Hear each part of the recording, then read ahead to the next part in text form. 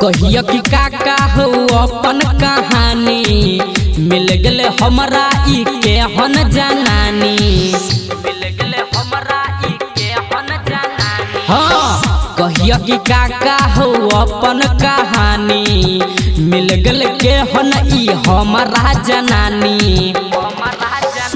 इतना खरा करे छे रात दिन हो मिलल कनिया नटीन हो डरामा करे छे रात दिन हो मिलल कनिया नटीन हो। कनिया नटीन हो नटीन हो मिलल कनिया डरामा करे छे रात दिन हो मिलल कनिया नटीन हो। कह छे एहन बात हम नहीं सहबै हो जाइ छिए पहिले एकरा बाप से कहबै हो जाइ छिए पहिले एकरा बाप से कहबै। हाँ कह छे एहन बात हम नहीं सहबै हो जाइ छिए पहिले एकरा बाप से कहबै हो। हमरा बियाह में ललकै हो टाका की कहिया तोरा हमारा काका।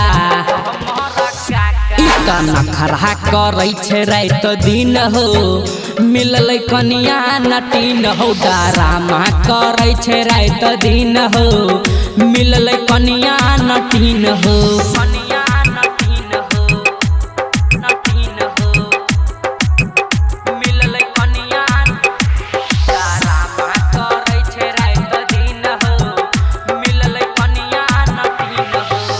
हमरा आगा से फेंकै छे थाली हो राइटर संतोष मारै छे ताली हो राइटर संतोष मारै छे ताली हो। हमरा आगा से फेंकै छे थाली हो राइटर संतोष मारै छे ताली हो।